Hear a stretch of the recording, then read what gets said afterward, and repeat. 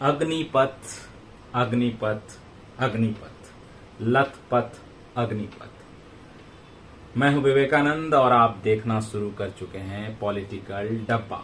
अग्निपथ योजना सरकार द्वारा लाई गई है, सेना में भर्ती के लिए, सेना में, एयरफोर्स में भी, नेवी में भी। और इस अग्निपथ योजना के तहत 4 साल के लिए भर्तियां होंगी। मतलब जो भर्ती निकलेगी उनको 4 साल सेवा का अवसर मिलेगा। 4 साल में 6 महीने की ट्रेनिंग होगी।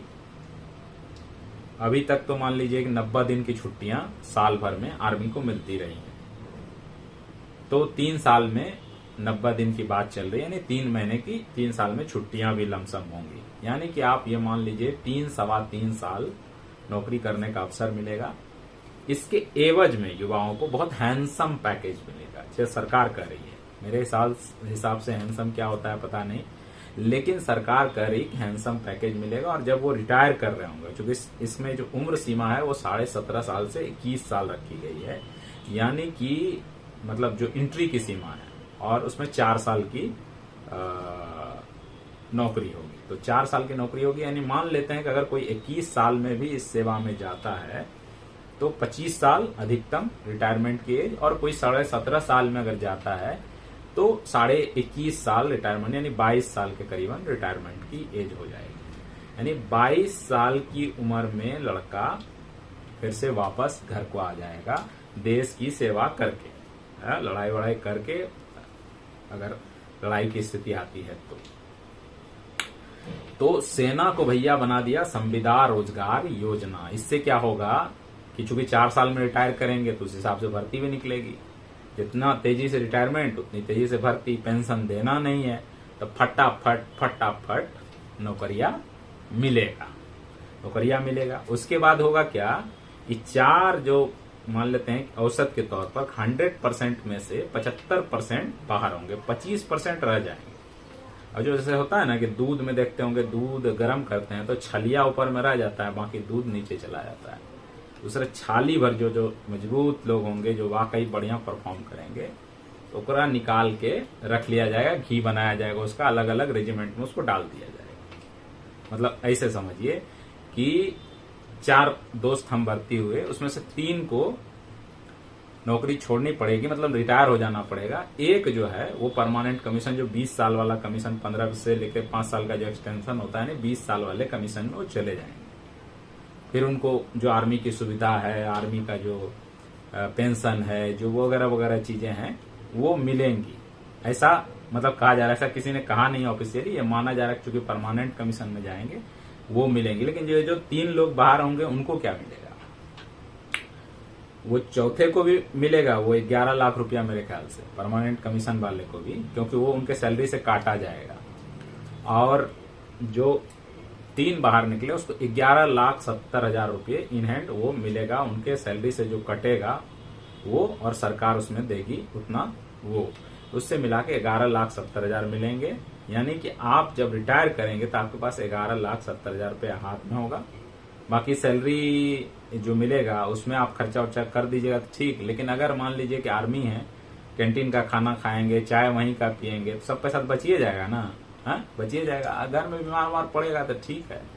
तो कुल मिलाकर ये समझिए कि आपके पास 20-25 लाख रुपया उस समय होगा।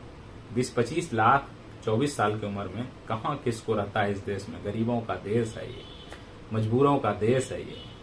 तो आप पकौड़ा का दुकान खोल लीजिए, साइकिल पंचर बनाने का दुकान खोल लीजिए, बड़ा सा किराना स्टोर खोल लीजिए, आप हो सकता है तो कैब खरीद लीजिए 2-3 गो, वो ओला में दे दीजिए, उससे कमाइए। मतलब अलग अलग तरह से आपको बहुत सारे रोजगार के अवसर रहेंगे। मोदी जी का शासन है तो नहीं कहीं तो मुंह में तो रोजगार रहेगा ही रहेगा।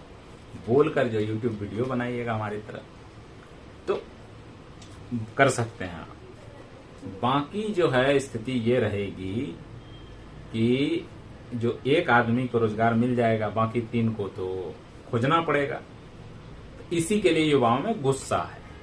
गुस्सा ये है भैया सबको मिले तो परमानेंट मिले। दूसरी बात है कि सेना में अभी तक जो है पेंशन मिलता है, क्या कहते हैं, कैंटीन सुविधा है, कई सारी फैसिलिटीज हैं सेना में। यहाँ तक कि अटल बिहारी वाजपेयी जी के शासन काल में पेंशन व्यवस्था खत्म हो गई। लेकिन सेना के पेंशन के साथ छेड़छाड़ नहीं की गई, क्योंकि सेना को माना गया कि सेना जो है सिर्फ नौकरी नहीं है, राष्ट्र की सेवा है, राष्ट्र के सेवक हैं।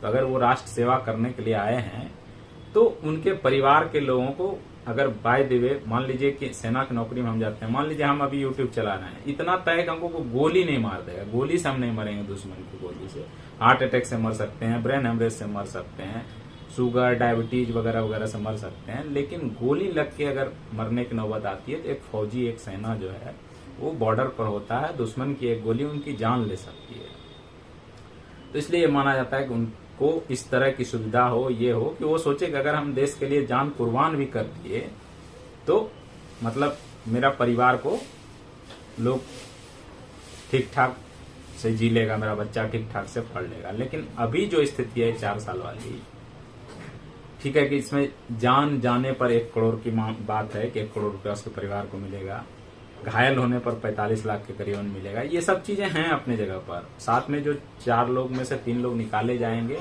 उनके लिए भी नौकरी के अवसर की बात कही जा रही है, लेकिन नौकरी के अवसर की बात तब की जा रही है जब 8 साल से पूरा सूखा है। एक तो 8 साल से सूखा है, रहता कि नौकरियों की भरमार है और आप ये योजना लाते तो लोग हाथों हाथ स्वीकार कर लेते। लेकिन अभी स्थिति ये है कि इस सरकार पर युवा भरोसा करने की स्थिति में ही नहीं। कैसे भरोसा करें भैया? 8 साल में नौकरियों की ऐसी की तैसी कर रखी है लोगों ने। पीटे जा रहे हैं, भाजपा के विधायक पीटे जा रहे हैं, भाजपा कार्यालय में आग लग रही है। वो सही है गलत है उसका मतलब अलग विश्लेषण है। हिंसा को कभी भी जायज नहीं ठहराया जा सकता है, लेकिन ये हिंसक युवा बन कैसे गए? भाजपा वाले बोल रहे हैं बेवकूफ लोग कि विपक्ष ने भड़का दिया। अरे भाई, विपक्ष अगर भड़का पाता तो रोज भड़का देता, रोज आपके घर पे हमला करवा देता। विपक्ष के भड़काने से अगर जनता भड़क जाती, वाकई में युवा भड़क जाते तो चाहेंगे कि आप परेशान हो। लेकिन ये विपक्ष कैसे नहीं भड़के हैं? युवाओं के अंदर गुस्सा है आपके करतूत की वजह से, आपकी गलती की वजह से ये नतीजा आया है। ये जो अग्निपथ योजना है ना, ये बलंडर योजना, आप जितनी इसकी तारीफ करवा लीजिए अपने चमचों से, दलालों से, मीडिया वालों से, ये योजना आपको आज नहीं तो कल वापस लेनी पड़ेगी। आप कितने भी लॉलीपॉप दिखा लीजिए, आप कहने लगे आपकी सीएपीएफ और जो असम राइफल्स है उसमें 10% रिजर्व कर दिए पोस्ट, वो जो 3 लोग रिटायर होंगे उनके लिए। बहुत सही है, सब कुछ सही है। आप आर्मी को युवा बनाना चाहते हैं। परमवीर चक्र जो विजेता हैं, जिनको परमवीर माना जाता है, जिनके शौर्य की हम गाथा सुनाते हैं हर बार, उनकी औसत आयु निकाल लीजिए। आप देख लीजिए वो परमवीर लोग कितने आयु में परमवीर हुए हैं। जब उनकी औसत आयु आप निकालेंगे तो पता चलेगा वो 30 से ऊपर है। तो भाई 30 साल का आदमी जब परमवीर हो सकता है तो क्या जरूरत है 25 साल में रिटायर करने की? क्या जरूरत है जरूरत। लेकिन आपको पेंशन खत्म करना है, अलग अलग तरीके से खेला करना है, संविदा रोजगार योजना दिखाना भी है, हर साल हम इतनी नौकरी भी दे रहे हैं।